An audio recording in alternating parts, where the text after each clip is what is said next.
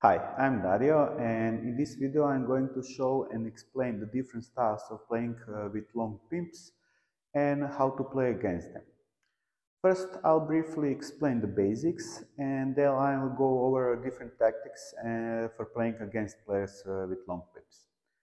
Other than helping players with inverted rubbers play against players with long pimps and anti-spin rubbers, this video can also help players who play with long pimps because they will see different ideas to improve their game.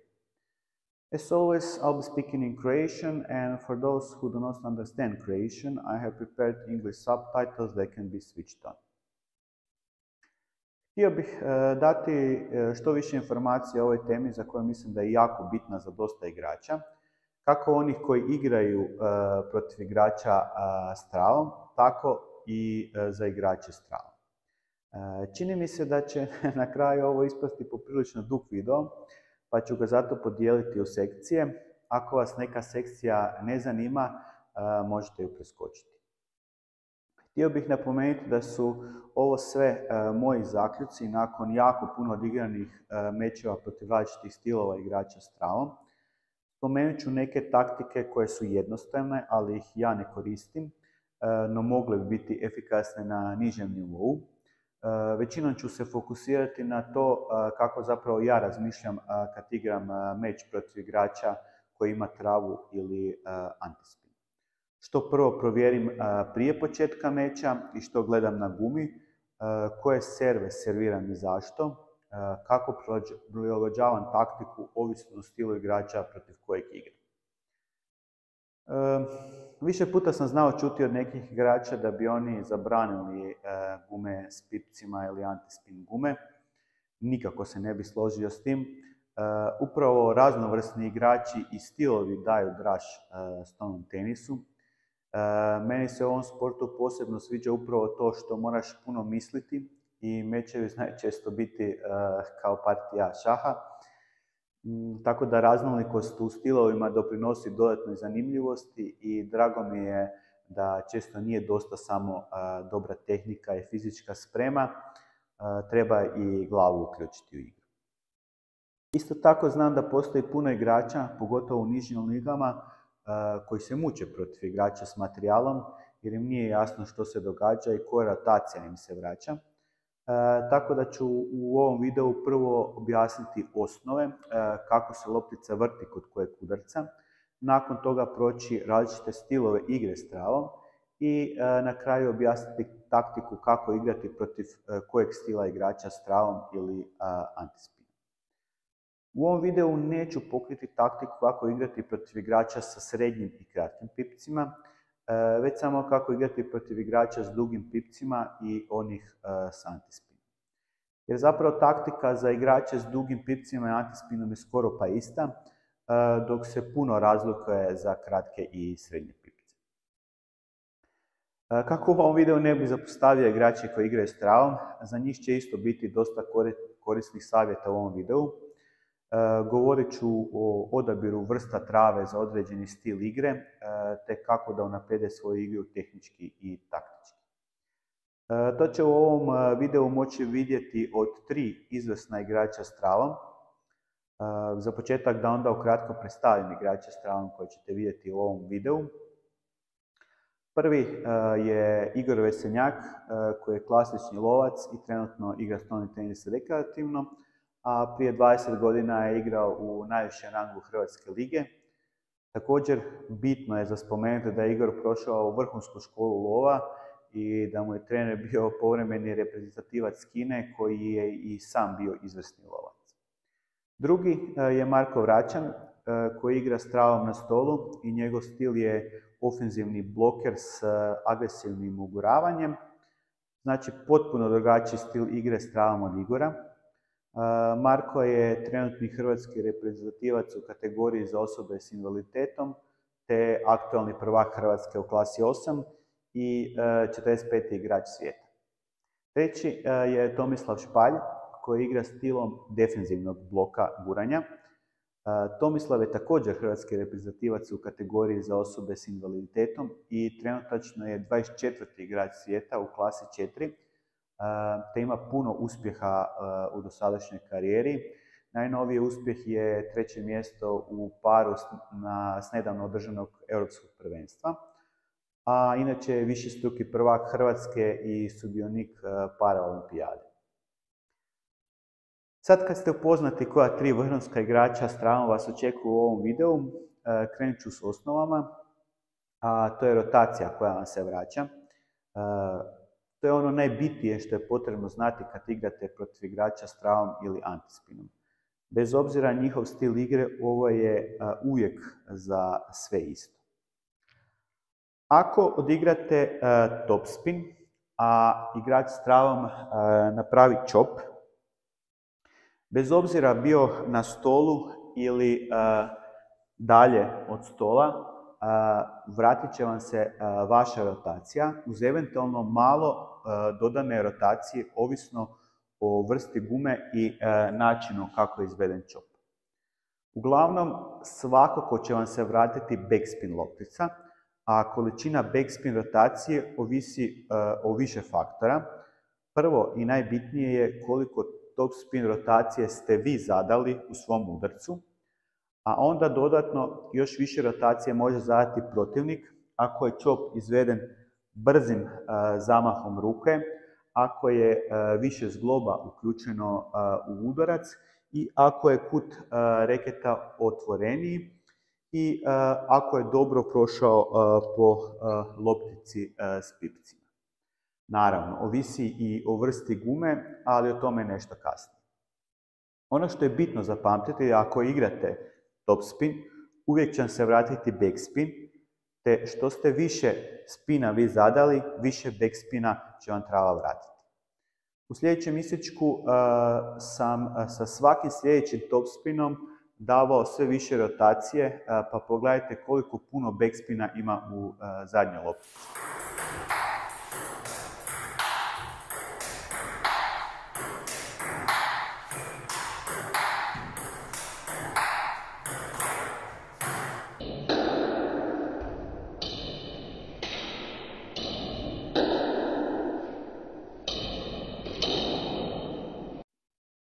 Ajmo korak dalje. Pretpostavljam da je ona prva situacija svima jasna i mislim da nije previše zbunjujuća, jer da sam ja odigrao sve isto, da je Igor isti taj chop napravio s običnom backside gumom, ponovno bi došla backspin loptica. Znači, kod ovog udarca u vrsti povratne rotacije nema razlike između trave i backside gume. No, ajmo sad na ono što zna zbuniti igrače, a to je ako Igor odigra isti udarac kao i prošli put, chop, ali ovaj put ne na moj topspin, nego ako ja odigram backspin. U tom slučaju će se meni vratiti lagani topspin, jer trava mi ponovno vraća moju rotaciju, ali sada ne pojačanu kao prvi put, nego smanjenu, zbog savijanja pipaca trave prema gore. U sljedećem isječku ćete vidjeti da sam nakon nekoliko topspina vratio backspin lopticu. Igor je odigrao isti pokret kao i prvi put, ali sada je meni došla loptica sa blagim topspinom.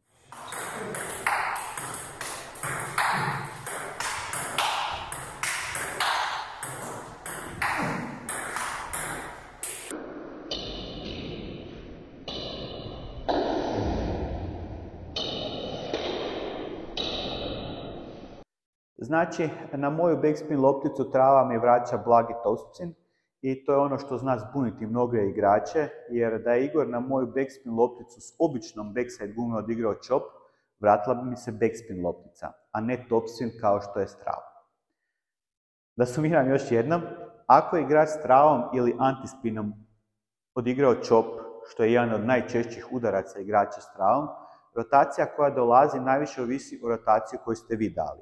Ako ste odigrali topspin, vraća vam se pojačani backspin. Dok ako ste odigrali backspin, vratit će vam se blagi topspin. Ajmo sad na one malo rijeđe udarce s travom, a to je kad se pipci trave savijaju prema dolje, odnosno kad igrač s travom napravi pokret prema gore, kao da je udario topspin. Ako ste vi odigrali backspin i on je s travom odigrao prema gore, ponovo će vam vratiti vašu rotaciju i ona će prema vama doći kao topspin, kao i u prvom slučaju kad je napravio chop, samo će sad količina tog topspina biti pojačana u odnosu na rotaciju koju ste vi zadali, a ne smanjena kao kod chopa.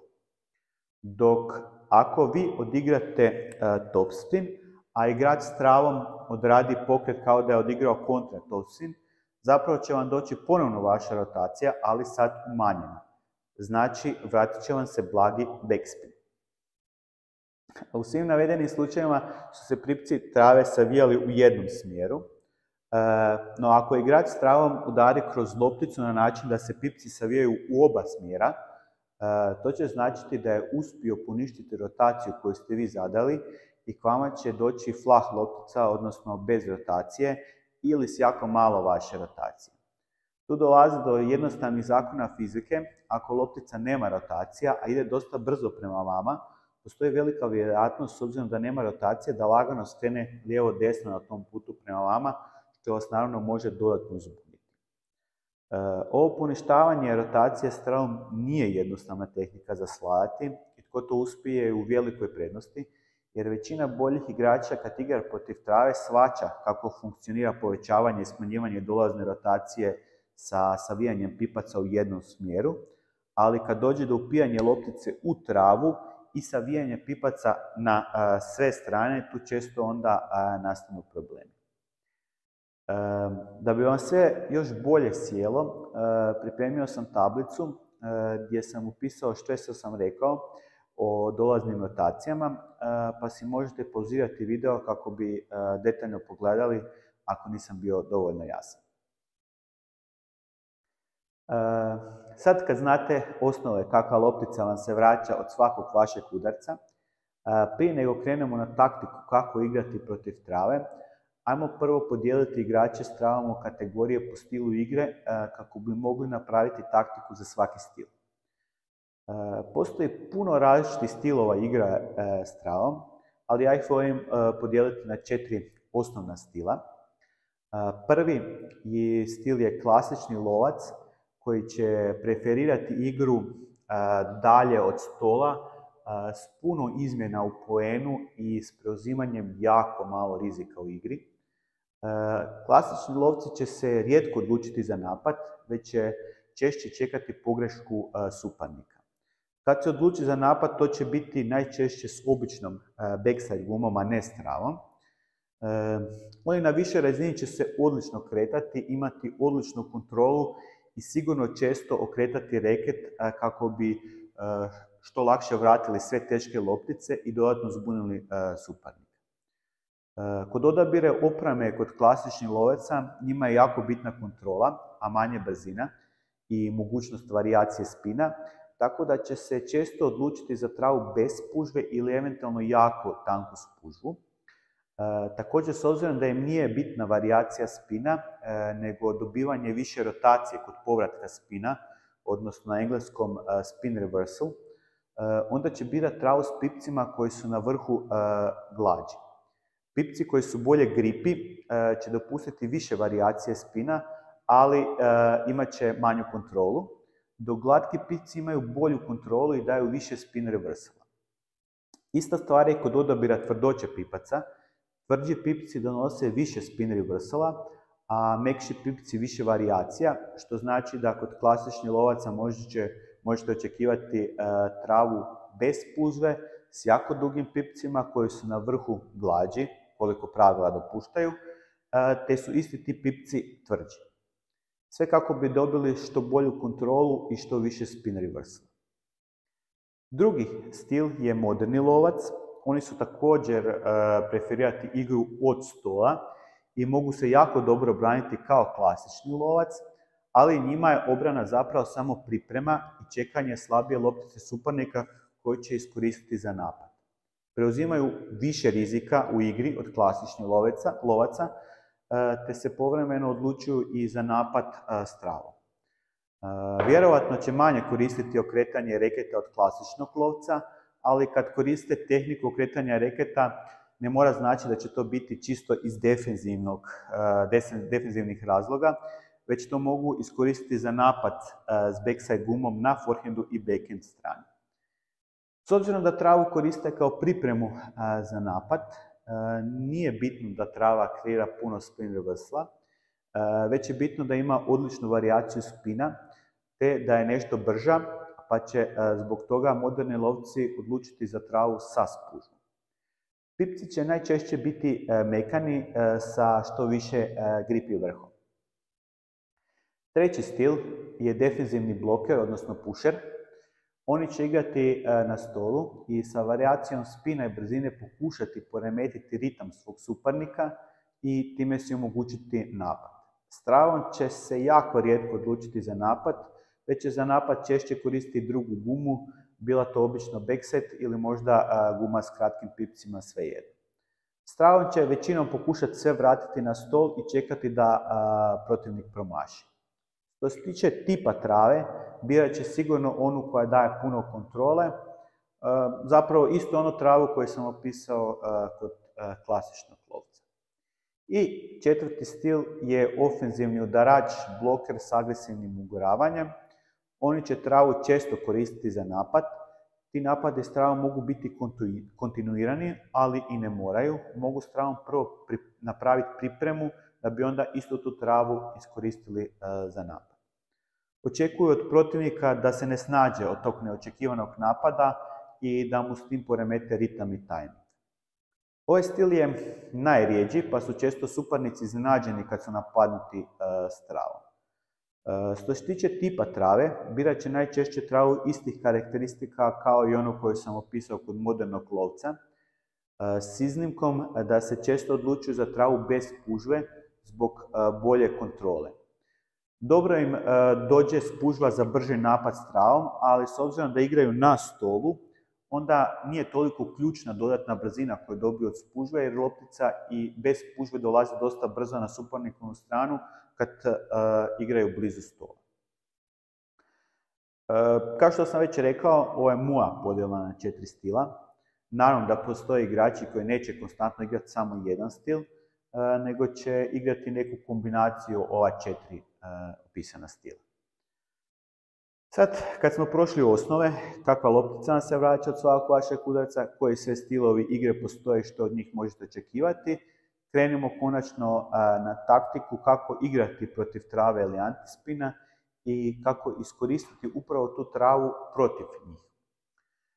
Tu će sad biti jako puno varijacija koje će ovisiti prvo o vašim mogućnostima, a onda o mogućnosti vašeg suparnika s travom, tako da ne postoji identična taktika koju možete uvijek primijeniti na sve igrače s travom ili antispinom. Prvo što je uvijek dobro otkriti je koliko spina će vam suparnikova guma vratiti, odnosno koliko je potencijal za spin reversal.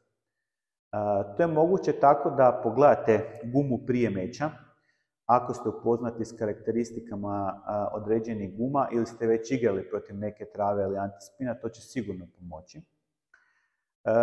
Kao što sam već prije spomenuo, gume s tvrđim pipcima će povratno vratiti više spina nego s mekšim.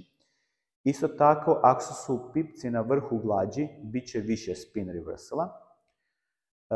Osim spomenutog, ulogu u količini spin reversala imaju i duljina i širina pipaca, koliko su pipci razmaknuti, te debljina spužve, ako ju uopće ima. Uglavnom, puno je tu varijanti koje to određuju, dok je kod antispina to možda malo jednostavnije. Što je tvrđa i tanja spužva ima više spin reversala, isto tako što je tvrđi top sheet ima više spin reversala. Sve u svemu dosta toga određuje količinu spin reversala i ako niste baš sigurni prema uvidu u gumu suparnika prije meča, najbolja taktika je da odmah u startu odigrate lopticu s jakim topspinom i ako se povratno vrati još više backspina, suparnikova guma ima jaki spin reversal. A ako dođe blagi backspin ili flah, onda suparnikova guma nema jaki spin reversal. Većina trava i antispina će imati barem malo spin reversala, što znači da sa kontinuiranim top spinovima na suparnikovu travu dolazi sve više backspina. Na nižem nivou je igračima dosta teško podići lopticu s puno backspina, pa je zapravo prvi prijedlog taktike za takve igrače da svaku drugu lopticu samo gurnu preko mrežice. Znači, taktika je jednostavna. Nakon svakog vašeg topspina, sljedeću lopticu koja vam dođe kao backspin, samo gurnete preko mrežice. Nakon toga, ako je ponovno odigrano s travom, doći će vam blagi topspin, što znači da idete na lopticu sa blago zatvorenim reketom i možete udariti kontra topspin ili ravno udariti ako je dovoljno visoka. Znači, taktika je topspin, gurnuta, topspin, gurnuta. Tako igrate strpljivo i čekate svoju priliku da suparnik odigra neku visoku lopticu koju možete lagano napasti. Od ove 4 nabrojena stila igre, ova taktika će proći vjerovatno kod klasičnog lovca i defenzivnog blokera i to samo do određene razine, jer ovom taktikom postajete predvidljivi. Moderni lovac će gurnutu lopticu, ako nije kratka, najvjerojatnije napasti s backside gumom, dok će ofenzivni udarač bloker napasti s travom čak i ako je kratka. Morate biti oprezni. Ako ste gurnuli lopticu i protivnik vas napadne travom, nemojte paničariti, samo morate uvijek znati koliko ste rotacije vi zadali u vašem prošlom udarcu. Ako je bilo puno backspina, to znači da će napad s travom biti blagi topspin. A ako vas napadne s običnom backside gumom, onda možete očekivati određenu količinu topspina, tako da probajte vratiti lopticu i nastavite dalje koristiti istu taktiku, ali kod sljedećeg guranja probajte miksati s pozicijom da vas ne može tako lako napasti. Pa recimo, gurnite lopticu duboko u forehand ili lakat, ili probajte odigrati kratko. Iako igrate predvidivo što se tiče rotacije, jedna topspin, jedna backspin, pokušajte onda biti nepredvidivi u poziciji na stolu. Ako se radi o lovcu koji igra od stola, osim lijevo-desno pokrenite ga i naprijed-natrag. Ono što apsolutno uvijek morate znati je koji ste udarac odigrali prije nego što je suparnik udario s travom. Jer čim počnete igrati po cijelom stolu i suparnik vam počne vraćati jednu lopticu s travom, drugu s običnom gumom, ne smijete se pogubiti u tome. Ako je odigrao s običnom gumom, onda ste upoznati s tom situacijom i tako igrate s drugim igračima. Ali ako je suparnik odigrao s travom, morate znati koliko ste rotacije i koju vrstu rotacije zadali da bi znali odrediti koja rotacija vam se vraća.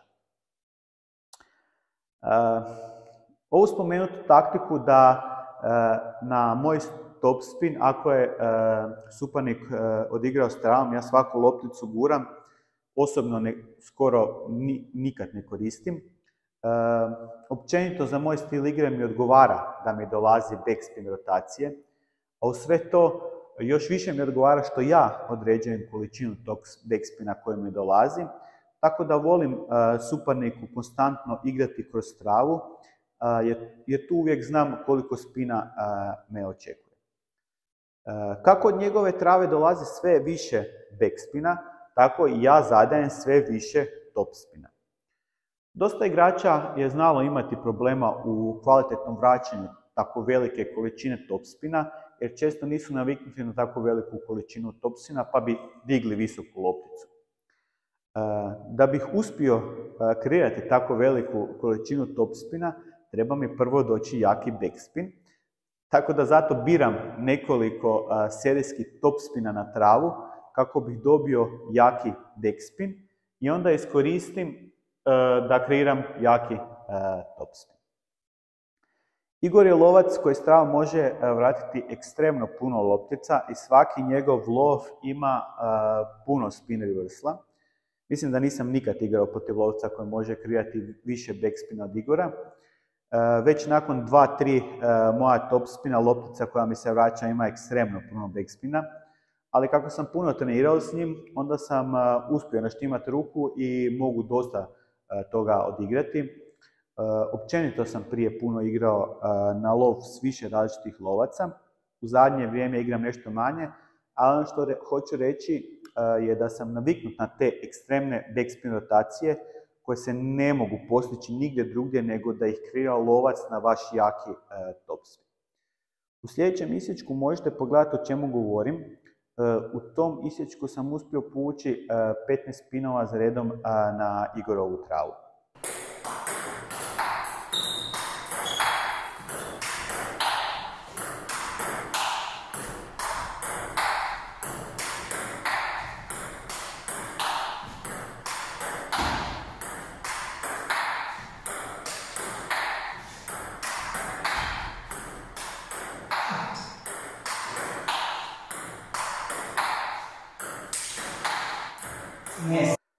Ovo meču nema smisla jer je jako iscrpljujuće za napadača, ali hoću pokazati da je moguće potegnuti više serijskih spinova na travu i da ako možete podići jaki backspin, nije obavezno da igrate prvo spomenutu taktiku topspin guranje, topspin guranje. Protiv lovaca koji nisu naviknuti tako velike količine topspina često se dogodi da već nakon 3-4 takva moja spina sljedeću lopticu dignu visoko iznad mrežice, pa mi je lakše za završiti poen. Kvalitetni lovci kao što je Igor ovo vraćaju bez većih problema i onda moram birati drugu taktiku i ne idem sa serijskim spinovima kroz travu. U tom slučaju sljedeće što probam je nekoliko spinova za redom na travu, pa onda onaj spin koji ima najviše rotacije odigram na njegovu običnu gumu, da vidim kako će vratiti jaki topspin na forehandu. Udariti kontraspin na tako sporu, a jako rotiranu lopticu je dosta teško, pa onda ako shvatim da lovac ima tu problema, onda idem s tom taktikom. Ali ne mora lovac samo udariti kontraspin i napasti me, ima naravno puno više opcija. Jedna od njih je i da okrene na forehandu travu i na forehandu odigra s travom. Recimo to se može očekivati kod Igora, ali isto tako može i zaloviti s običnom backside gumom, a tu dolazi već do problema jer tu mu guma dopušta puno više varijacije spina. Od chopa s backside gumom loptica može doći s jakim backspinom, s blagim backspinom i skoro bez rotacije. Recimo u tom slučaju, ako nisam jako dobro koncentriran, često gubim poene na taj lov s backside gumom. Treba dobro gledati pokret ruke i onda uz to još gledati lopticu kad ide prema vama da vidite koliko se vrti. Ako mi ne prođe ni ova taktika sa topspinom na običnu gumu, onda u spinove uključim guranje. Pa ako nakon gurnute loptice dobijem povratno višu lopticu, onda pokušavam završiti. Uvijek pokušavam gurnuti sa što više backspina, tako da dobijem ipak nešto topspina natrag, a i da suparniku je teže napasti ako se za to odluči. No u svakom slučaju ću prvo pokušati dobiti poen sa svojim topspinom, tako da odigram u istoj izmjeni topspin s puno rotacije, sporiji, visoki, pa onda brzi topspin, pa jedan kratko, drugi duboko. Pokušavam miksati količinu rotacije s pozicijom na stolu i ako tu ne dobijem idealnu lopticu završiti poen ili ne dođe do greške lovca, onda ću ubaciti povremeno koju gurnutu lopticu s puno backspina i zapravo čekam strpljivo onu idealnu lopticu koju onda mogu jako napasti. I taj napad će najčešće biti u suparnikov lakat, ruke s kojom igra, jer tu i ako uspije vratiti, taj lov neće biti ni otprilike tako kvalitetan kao kad mu odigram u stranu. Čim mu igrate u stranu, tu može pustiti lopticu da padne dublje i pokupiti ju puno kvalitetnije nego kad ide brza loptica direktno u njega. Općenito igrači s travom i antispinom imaju problema ako ih napadnete jako direktno na travu, jer nemaju vremena napraviti pokret s rukom. Znači, potpuno suprotno od ono što možete očekivati od obične backside gume. Ako napadnete jako suparnika koji ima backside gumu i pogodite ga u reket, dovoljno je da on samo postavi reket pod dobrim kutom i vama će se vratiti ekstremno brza loptica. Dok kod igrača s travom nije dovoljno da samo postavi reket, mora odraditi pokret s rukom, jer će u protivnom ta loptica se odbiti od trave i to će najčešće biti viša i spora loptica, potpuno nekontrolirana. Zato, ako niste sigurni da možete završiti poen kraj suparnika, onda je dobra opcija jako u njega. Još jedna stvar na koju je jako bitno da pazite je kad krenete u duge izmjene s lovcem, pogotovo onim klasičnim lovcem, vrlo vjerojatno će tokom jedne izmjene više puta okrenuti reket, tako da uvijek trebate biti dobro koncentrirani i pratiti s kojom gumom je odigrao koji udarac. Ako odigra s travom, onda obavezno morate znati koju vrstu i koliko rotacije ste vi zadali svom udarcu, da bi znali odrediti kakva loptica vam dolazi. Ako je pak odigrao s običnom backside gumom, onda vaša prijašnja rotacija nije toliko bitna. Klasični lovac će okretati reket kod lova od stola da vam razbije ritam i da vam ne daje uvijek jednolike rotacije, jer kao što sam spomenuo, kod lova s backside gumom ima puno više varijacija spina nego s travom. Tu onda treba pripaziti na lov s backside gumom. Također može, ako igra s travom na backhandu, okrenuti travu na forehand, da zalovi na forehandu s travom. Isto tako, kod klasičnog lovca često možete vidjeti da kad vi gurnete loptica na njegovu travu, da će on okrenuti reket i da neće na tu lopticu ići s travom, nego s backside gumom, kako bi vam dao što težu lopticu. Jer s travom na vašu gurnutu lopticu može dati samo spori, blagi topspin koji je lako napasti. Dok s backside gumom može ponovno dati puno backspina kojeg je puno teže napasti. Kod modernog lovca je to malo drugačije. On će okretati reket ne samo da vam razbije ritam i eventualno zbuni, nego i da vas napadne. Taj napad možete očekivati i na forehand i na backhand strani s backside gumom.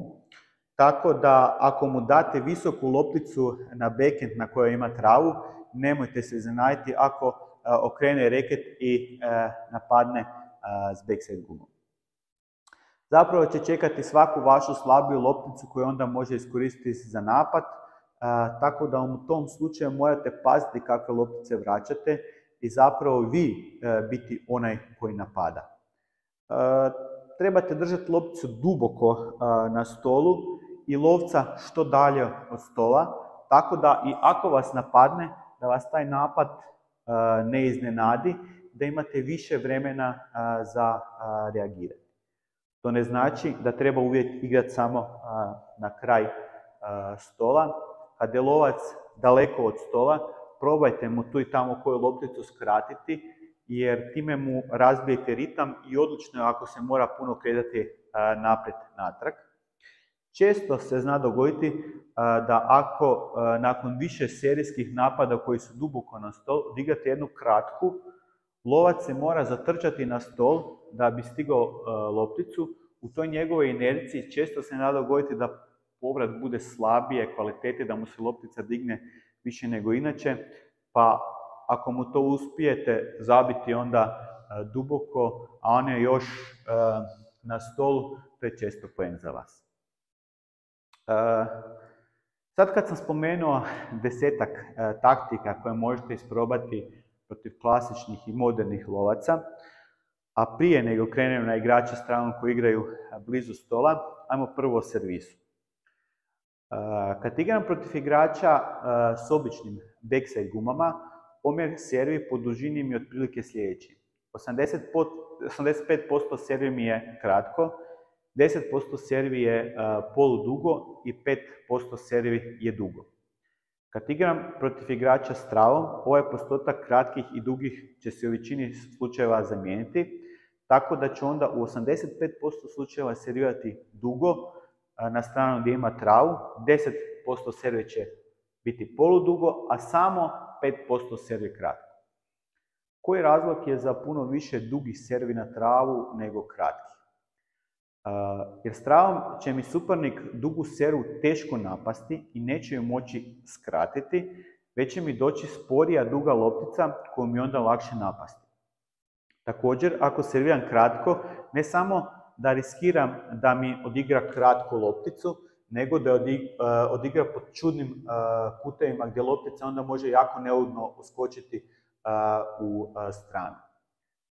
Kad suparnik vraća servu s običnom gumom, onda mora misliti o mojoj rotaciji na servisu, dok ako igra s travom, ga toliko rotacija mog servisa ne brine i može doći na lopticu pod određenim putem i staviti ju kratko i udaliti skroz u stranu ili gurnuti neugodno duboko na stol i napasti.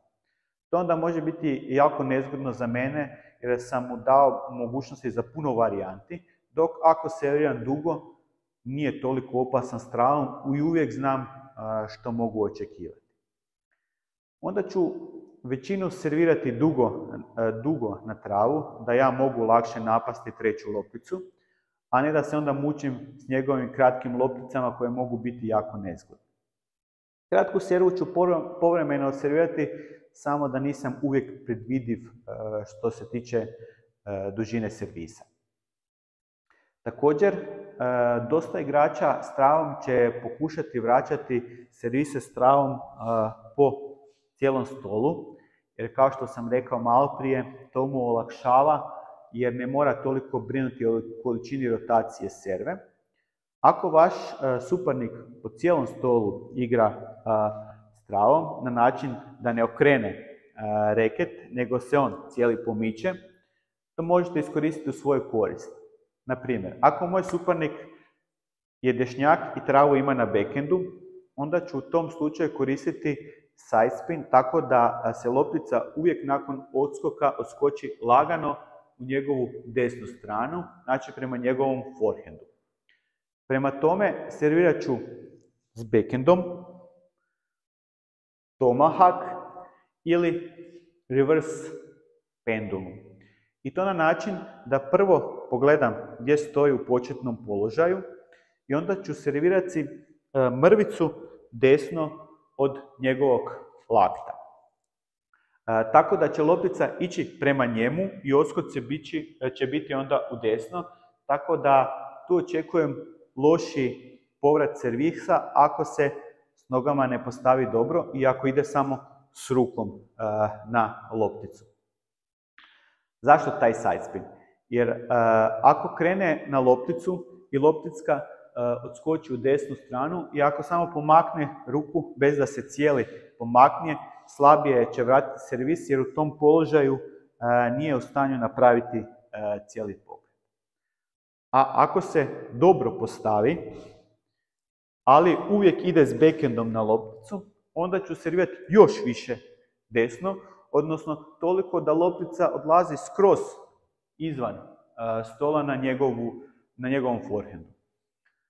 Ako tu servu pokuša vratiti s backhandom, onda ću vjerojatno dobiti ne baš kvalitetno vraćen servis, a ostaće nepokrivenu cijelu backhand stranu, što onda mogu iskoristiti. To je bilo sve što se tiče pozicije serve. Ajmo sad malo o rotaciji servisa. U prethodnoj situaciji sam spomenuo side spin. Side spin serve, ako servirate na travu, onda morate biti još više koncentrirani, jer ako u side spin zadate još i drugu rotaciju, top spin ili back spin, morate se pri povratu loptice boriti s dvije konverzije. Ako je top spin serva, onda vam dolazi back spin. Ako je back spin, onda vam se vraća top spin, uz još kontra side spin od onoga kojeg ste zadali. Također, ako suparnik udari lopticu u kontra smjeru rotacije vašeg side spina, onda vam može doći loptica koja će lagano zaplivati zrakom, skrenuti lijevo-desno, što može biti jako neugodno za vas. Ako se mučite s tim, onda zaboravite na bilo kakav side spin u servisu, već servirajte isključivo čisti backspin, čisti topspin ili flux serve, gdje se uvijek onda možete pripremiti samo na jednu konverziju rotacije. Bez obzira na to što ne uključujete side spin u servis, nemojte da vam zbog toga kroz cijeli meč servisi budu jednolični. Konstantno mijenjajte poziciju servisa i količinu spina kako se suparnik ne bi mogao prilagoditi. Kod servisa ću još samo spomenuti što sam vidio mnogo puta, a to je da su neki igrači uspjeli pobijediti suparnika s travom samo s jednom taktikom, kroz cijeli meč. Da serviraju cijelo vrijeme flux servise bez rotacije na suparnikovu travu, čekajući da im se vrati isto takva mrtva loptica i onda jako napadnu s ravnim udarcem. Ja nemam kvalitetan i prodoran ravni udarac, tako da ja ovo ne koristim, ali ako vi imate, onda definitivno probajte i na taj način dobiti neke poene. Ajmo sad još malo pogledati taktiku protiv igrača s travom koji su blokeri na stolu, odnosno koji će ugurati lopticu, čak i agresivno napasti s travom. Ono što možete očekivati od takvih igrača je da će na vaš topspin odigrati chop blok na stolu, dok će vašu gurnutu lopticu, odnosno backspin, i oni također gurnuti, nekad čak i napasti s travom. Tu treba pripaziti, jer s onom prije spomenutom taktikom kod lovca koji igra dalje od stola, da nakon što više ne možete povući topspin, samo gurnete lopticu, kod igrača na stolu morate biti jako oprezni, jer nakon što gurnete lopticu, vaš suparnik može napasti s travom i to može biti jako nezgodno za vas. U sljedećem videu pogledajte o čemu govorim.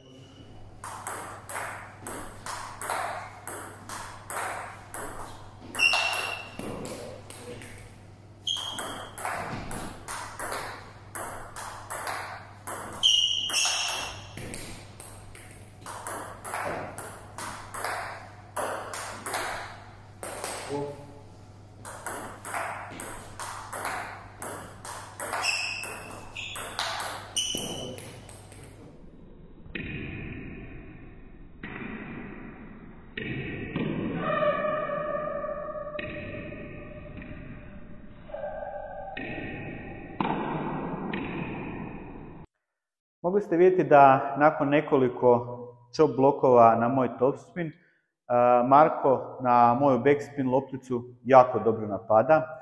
Dolazi ispod loptice s travom i udara i ravno gurajući lopticu preko mrežice. Osim što loptica ide nisko i brzo, ima nezgodnu putanju. Na takvu lopticu morate biti jako dobro postavljeni i spremni s nogama. Nije dovoljno samo postaviti reket, jer bez obzira na brzinu loptice neće biti dovoljno da pređe na drugu stranu. Morate joj dodati rotaciju i energiju da bi mogli prebaciti preko mrežice. Pogledajte u sljedećem isječku što će se dogoditi ako samo stavim reket na takvu lopticu.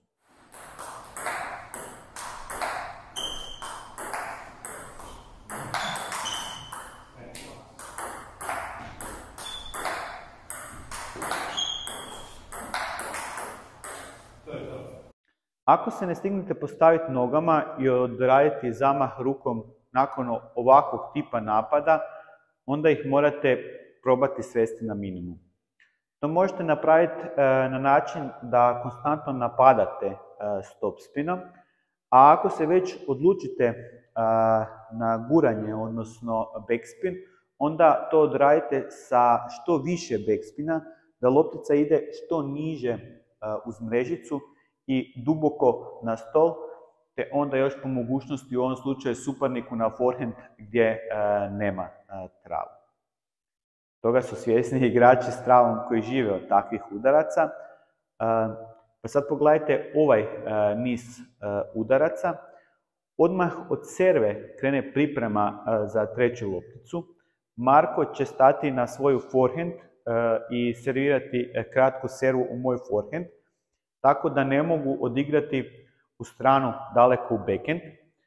Ako mu je servira kratko u backhand i stoji duboko u svom forehandu, onda ja sa svojim backhandom mogu odigrati daleko u stranu u njegov backhand, a to mu nikako ne dogovara s obzirom da stoji na forehand strani i pokriva cijeli stol s backhandom.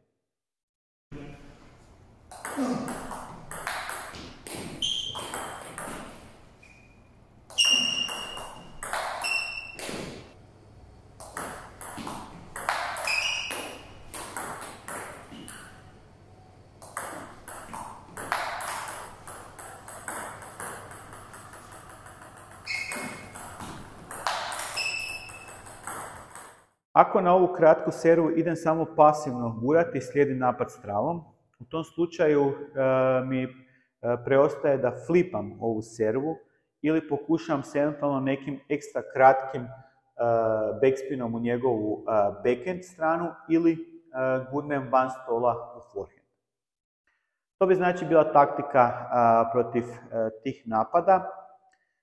Ali još jedna stvar se razlikuje kod guranja loptice kod chop bloka na stolu i kod chopa dalje od stola. Ako se sjećate kod Igora, odnosno kolovca koji je daleko od stola, loptica nakon mojeg topspina na Igorov chop dolazi s puno backspina i dovoljno mi je samo otvoriti reket i lagano gurnuti lopticu i onda će završiti preko mrežice.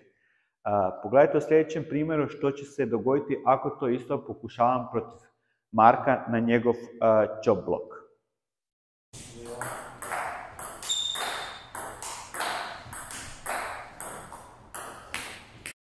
Znači loptica ima backspin, ali nema dovoljno energije i brzine da bi bilo dovoljno samo otvoriti reket da bi loptica završila preko mrežice. Znači morate joj dati energiju, odnosno s rukom napraviti pokret da bi išla preko mrežice, ali također ne pretjerati jer će zbog backspina rotacije loptica odskočiti relativno ravno od gume i onda uz tako otvoren reket može završiti daleko izvan stola. To je ono što možete pripaziti kad vam suparnik odigra chop blok, a vi idete gurati lopticu. Ajmo sad pogledati još jedan stil igre, a to je kako igra pasivni bloker s travom na stolu. Pustit ću prvo par poena da sami prosudite o ovom stilu.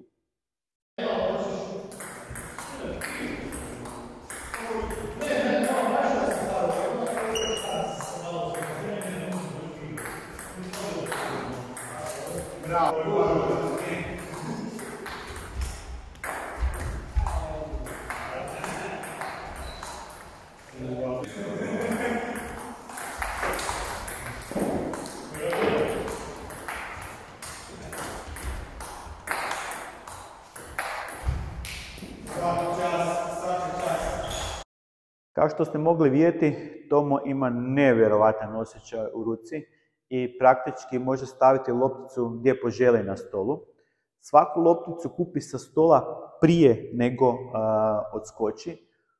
To donosi više prednosti za njega. Loptica će prije doći na kontrastranu jer se na njegove strani stola kraće zadržava, što znači da suparnik mora brže reagirati. A druga prednost mu je to što loptica nema toliko rotacije odmah po odskoku, pa mu je lakše kontrolirati takvu lopticu. Kod Marka ste mogli vidjeti da često travu koristi za brzi napad, dok će Tomo više ići na kontrolirani blok s kvalitetnijim pozicijom loptice na stolu, nego brzi napad s travom, ali će također povremeno, kad mu situacija to dopusti, pojačati blok kako bi dobio na brzinu.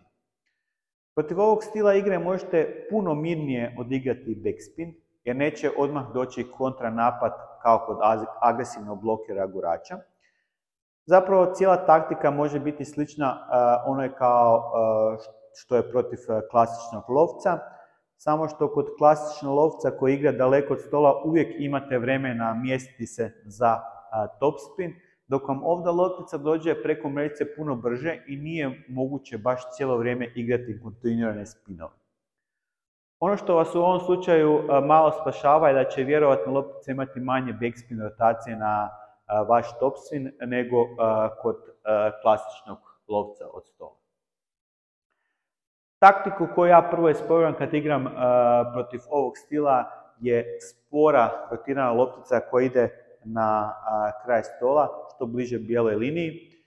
Takvu lopticu je teško blokeru vratiti kratko, pa onda prvo što je sljedeće provjerim je koliko backspina ima loptica koja mi se vraća, da li je dovoljno visoka za napasti. Tu često onda mogu dobiti dosta poena. Ali protiv kvalitetnih blokera kao što je Tomo, ova taktika neće dugo prolaziti. Onda je potrebno konstantno mijenjati poziciju na stolu, ne stalno samo duboko na kraj stola, nego i kratko, pa lijevo, desno. I ono najbitnije, stalno mijenjati količinu spina. Spinovi ne smiju biti jednolični, s uvijek istom rotacijom jer se bloker na to brzo prilagodi. Ovo je bio jedan dugačak video. Imalo bi se tu još dosta toga pričati, ali mislim da sam vam dao uvid u ono najbitnije i prikazao način kako ja razmišljam i koje taktike koristim kad igram protiv igrača s travom. Za kraj ću još staviti neke poene iz trening mečeva. Prvo ide s Igorom, pa poslije s Markom i za kraj Tomo. Ovo sve što sam do sad ispričao možete onda u sljedećih par minuta pogledati kako izgleda u mečevima protiv različitih stilova.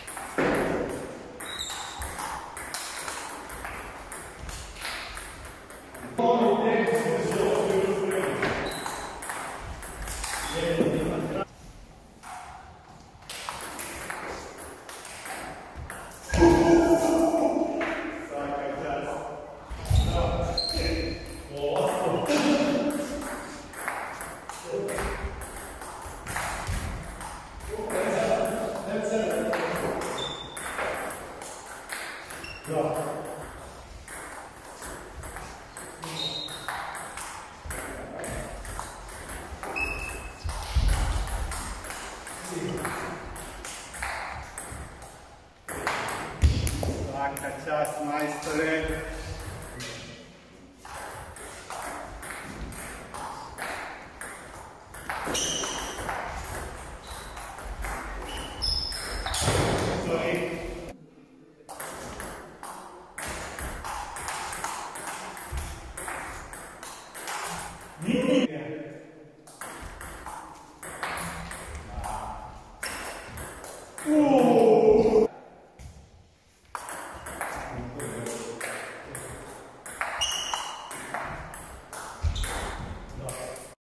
To bi bilo to. Ako imate kakvih pitanja, pitajte ispod u komentarima. Isto tako, ako vam se svidio video, kliknite na like kako bi što više ljudi vidjelo video. Te ako se još niste, pretplatite se na kanal jer slijedi puno zbuljivog stolnoteniskog sadržaja. Do sljedećeg puta, uživajte u pinganju.